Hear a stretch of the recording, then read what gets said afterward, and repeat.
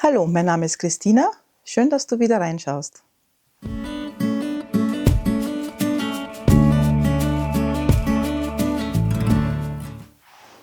Hallo und herzlich willkommen bei meiner 5. Episode von Everything Fiber, wo sich alles, wie der Name schon sagt, rund um Fasern dreht. Ich spinne, ich färbe, ich stricke und ich webe. Und in meinen kleinen kurzen Podcasts erzähle ich euch jede 2 Wochen, was ich so alles gemacht habe, beziehungsweise was aktuell auf meinen Nadeln ist. Ja, fangen wir gleich an. Ich hoffe, ihr habt die Weihnachtsfeiertage gut überstanden. Heute ist 29. Dezember, das heißt, wir befinden uns zwischen Weihnachten und Neujahr. Meine Feiertage waren gemütlich, entspannt. Ich habe einiges stricken können und habe mich auch schon mit der Planung für 2024 auseinandergesetzt, aber dazu kommt dann später noch ein bisschen mehr. Ja, fangen wir an. Das erste Projekt, ich zeige es nur ganz kurz. Ich habe ein bisschen weiter gestrickt an meinen Nurtured Sweater von Drea Renee Knits. Die Wolle ist die Drops Lima in der Farbe Meeresgrün. Ja, wenn ihr genaueres darüber wissen wollt, schaut euch meine vorigen Episoden an. Also er kommt in jeder Episode vor, deswegen warum auch nicht in dieser. Ich habe vorgehabt, ihn jetzt in den Feiertagen fertig zu stricken. Gut, es sind noch ein paar Tage, die ich übrig habe. Mal schauen, ob sich dieses Vorhaben wirklich ausgeht. Ja, was habe ich auf meinen Nadeln aktuell? Eben den Nurtured Sweater. Dann dieses schöne Stück hier. Und zwar wird das eine Haube, die, warte jetzt ganz kurz, die Katze hier, grauzelt hier herum. Der Theodor, ihr kennt ihn schon aus früheren Folgen. Was machst du da? Komm, hopp, runter. So. Jetzt ist meine Wolle davon gelaufen. Einen Moment, jetzt muss ich die holen.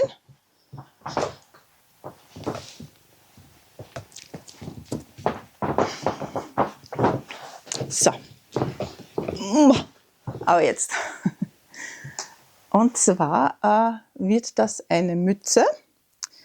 Ich stricke sie nach dem Style der Stockholm-Mütze von Petit Knit. Die Wolle ist von Noro.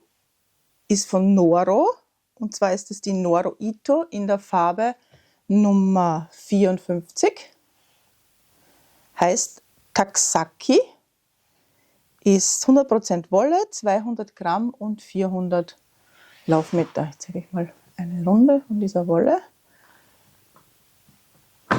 Also ich kann den Hype verstehen, der um diese Wolle herrscht, bezüglich der Farben. Also ich finde die Farben ganz toll. Aber von der Qualität her auch gut, aber irgendwie lässt sie sich nicht so leicht verstricken.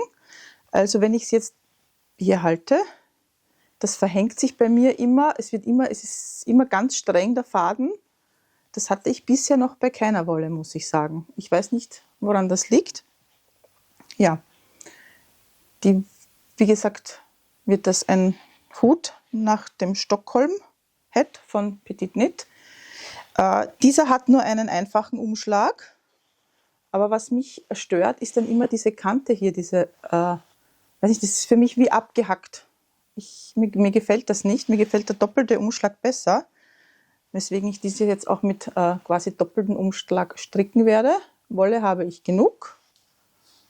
Ja, und der Farbverlauf ist auch ein ganz toller. Also nicht ganz der Stockholm-Hut von Petit Knit in der Wolle Noro Ito. Die wird sicher noch heute fertig, weil es ein ganz schnelles, einfach im Rippenmuster gestrickt wird und somit eigentlich ganz schnell von den Nadeln geht. Die zweite Sache, die ich auf Nadeln habe, ist wieder mal ein Sophie Scarf von Petit Knit. Die Wolle dazu ist Araucania, das ist nicht das, Araucania Huasco Sock ist 75% Superwash, 25% Polyamid. Das ist diese Wolle hier. Und die Farbe ist Laguna Grande. Jetzt zeige ich noch die Rückseite.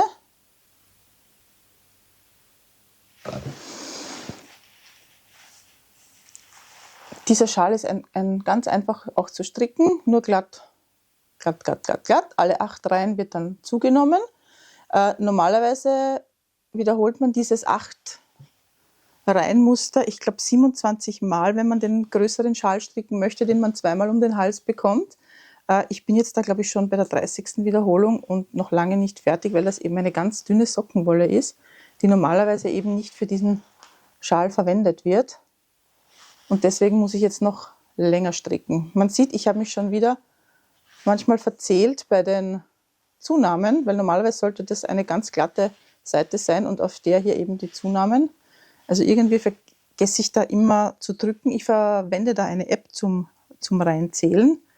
Und immer wenn ich eine Reihe, also immer die Zahl, die dort steht, ist immer die Reihe, die gerade gestrickt werden muss.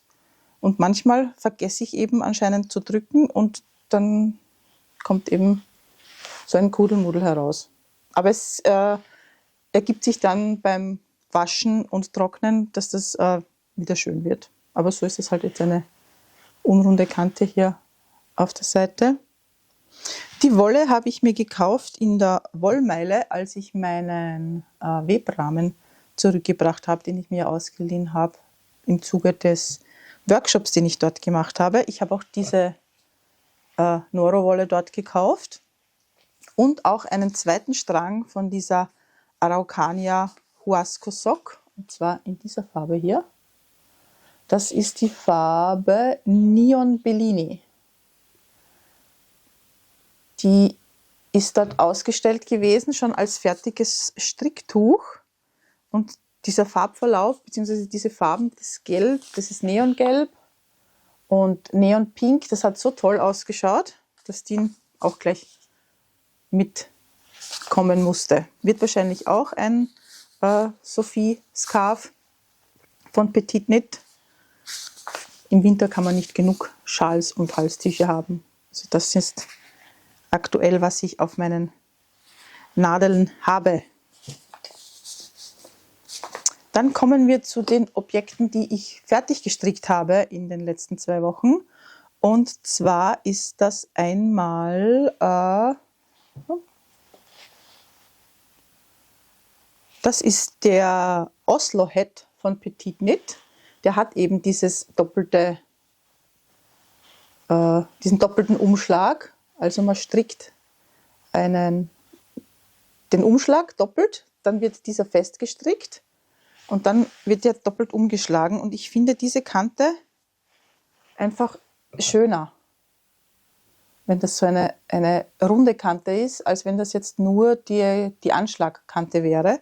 Als Wolle habe ich verwendet Knitting for Olive, 100% Merino. Das hier ist die Farbe Flamingo. Der ist schon getragen, also ich trage ihn fleißig. Ich finde ihn ganz toll, ich kann ihn ja gerne mal aufsetzen. Also ich finde den, sitzt ganz gut, sieht man. Ja. Er ist hier oben, also ist bündig. Ich mag das jetzt nicht so, wenn das da hinten ein bisschen steht oder höher ist. Also er ist ganz toll und was mir wichtig ist, dass es über den Ohren geht und dass es bei den Ohren warm ist. Das ist mir im Winter besonders wichtig. Und den zweiten, den ich fertig gestrickt habe, ist der Stockholm Hat von Petit Knit.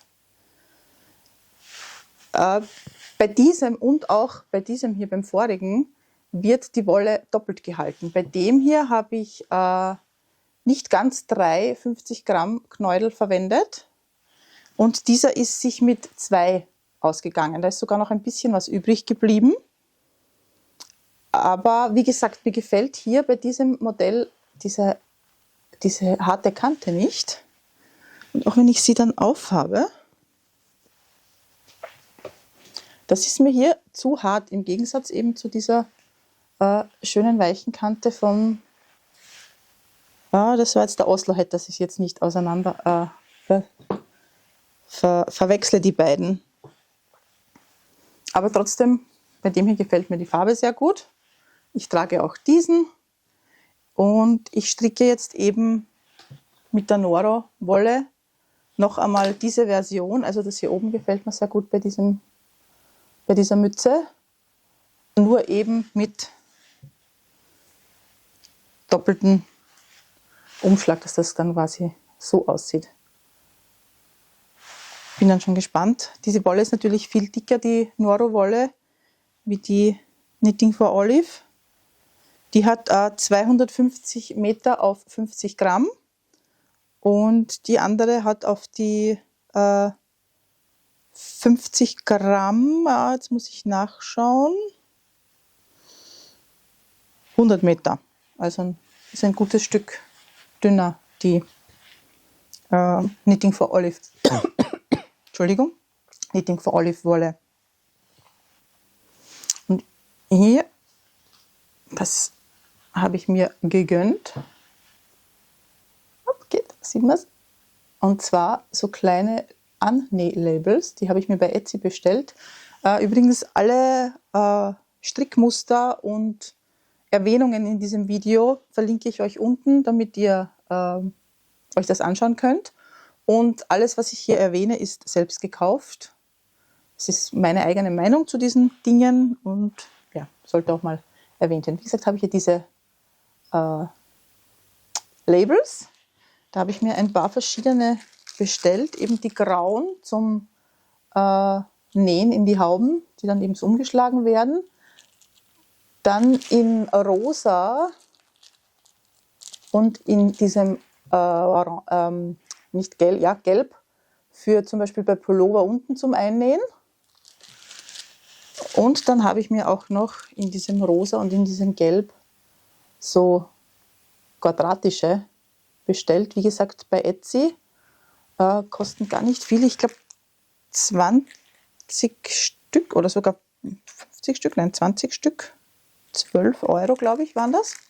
Wie gesagt, ich verlinke es euch unten, dann könnt ihr euch das anschauen. Wobei, als ich bestellt habe, war da gerade eine Aktion. Ich weiß nicht, ob diese jetzt noch gilt. Aber ich finde sie ganz toll. Das sind so Fake-Leder. Und mal schauen, wie lange ich damit auskomme. Ja, das waren meine 2 Dinge, die ich fertig gestrickt habe. Ich habe endlich, Spinnrad steht da hinten, es ist im Moment leer, denn ich habe meine Wolle fertig gesponnen. Ich muss sagen, ich konnte die letzten Tage nicht viel stricken, da mir mein rechter Daumen Probleme macht. Also das macht er schon länger.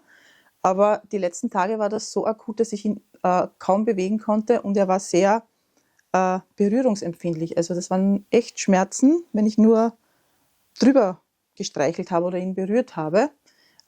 Ich habe nächsten Montag, Dienstag einen Termin beim Arzt, um das abklären zu lassen.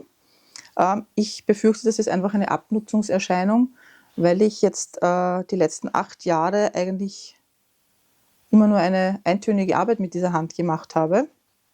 Und das macht sich jetzt eben bemerkbar.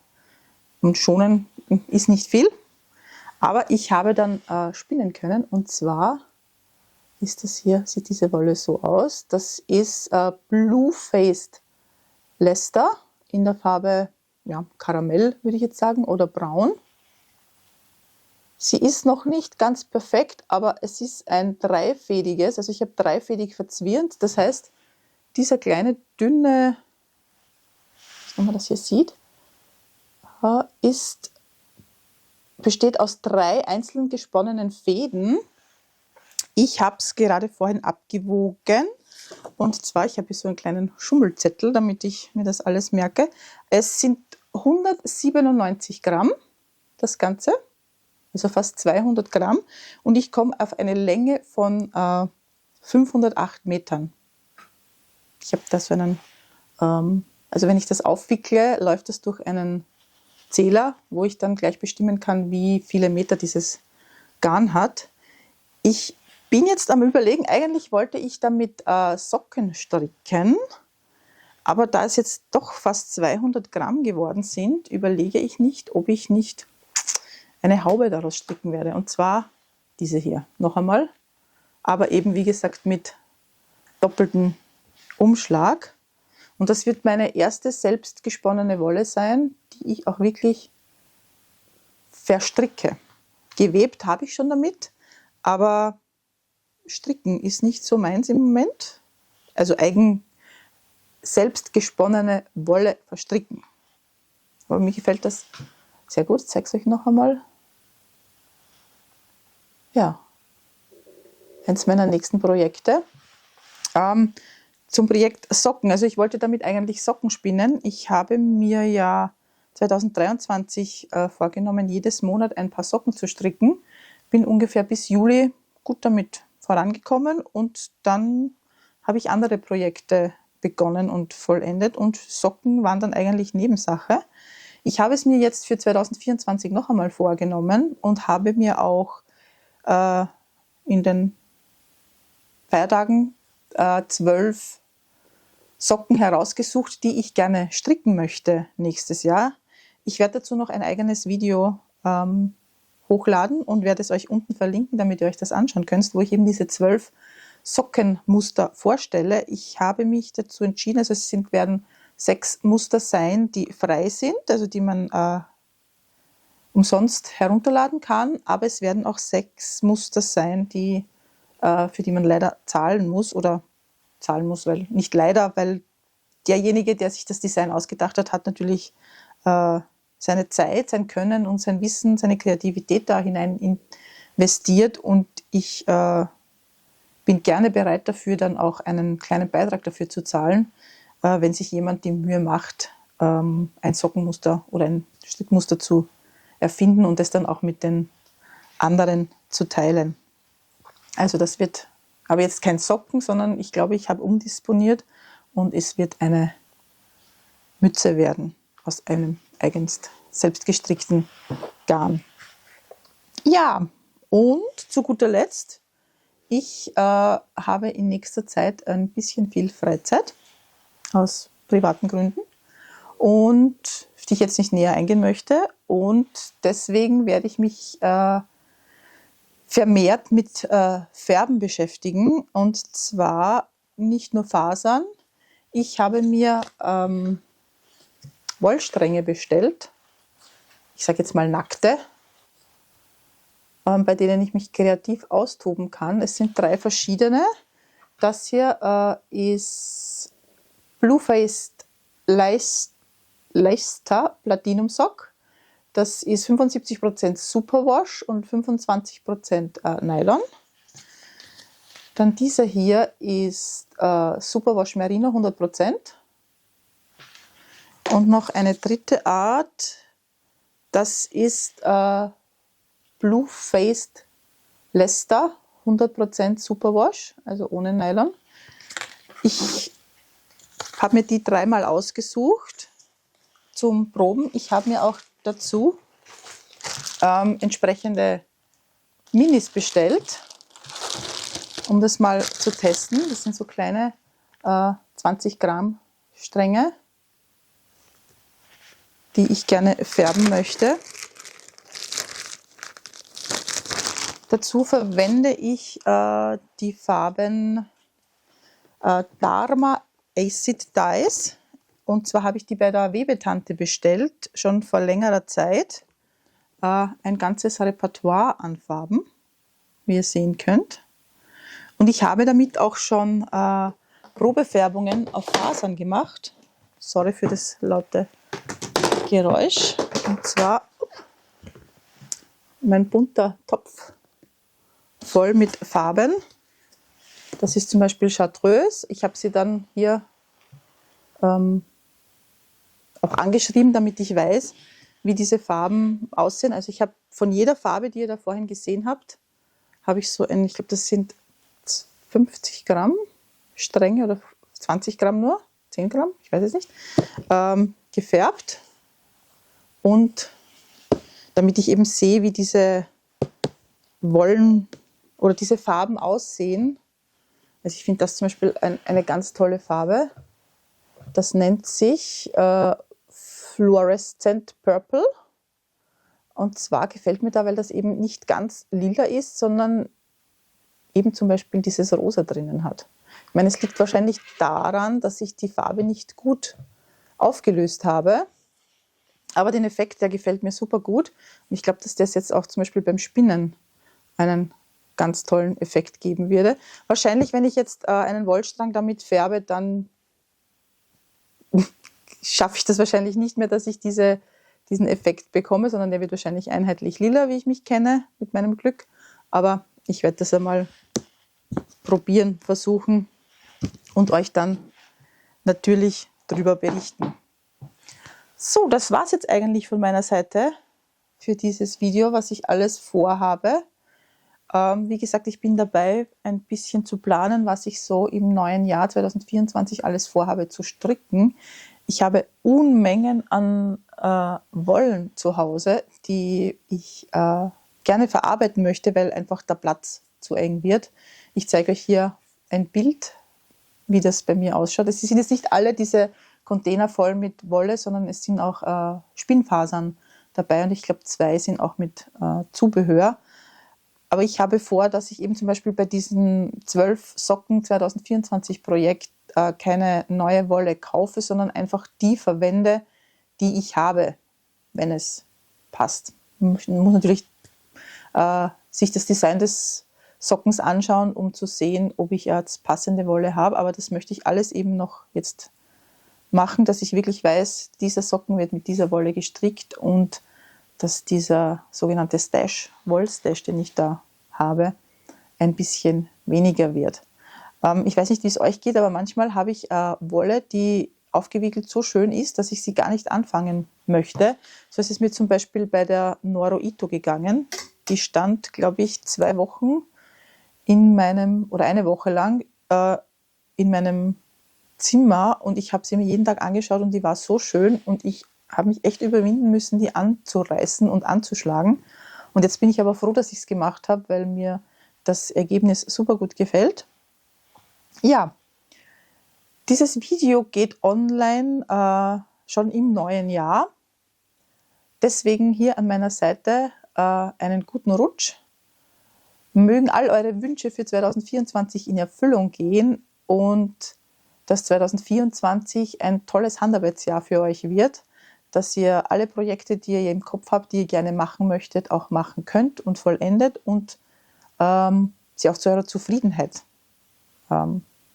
fertiggestellt werden. Also, dass sie dann auch passen und euch gefallen, was ihr euch so vornehmt. Hinterlasst mir in den Kommentaren gerne wieder, woran ihr gerade arbeitet, während ihr mein Video anschaut. Sind immer wieder ganz tolle, spannende Projekte dabei. Ich entdecke immer wieder gerne neue Sachen und schaue sie mir auch an. Also ich lese alle Kommentare durch und versuche sie auch möglichst zeitnah zu beantworten. Gelingt nicht immer, aber ich versuche es wenigstens. Ich freue mich, dass ihr meine Videos schaut, dass sie euch gefallen und auch, dass ihr Kommentare hinterlässt und auch mit einem Like zeigt, dass euch das Video gefallen hat. Gerne auch Kritik oder Anregungen in den Kommentaren schreiben, was euch gefällt, wovon ihr gerne mehr wissen möchtet, worüber ich gerne mehr erzählen soll oder tiefer darauf eingehen. Könnt ihr gerne schreiben. Ich werde das dann versuchen umzusetzen. Ja, in dem Sinne, ein schönes neues Jahr 2024 und wir sehen uns bald. Tschüss!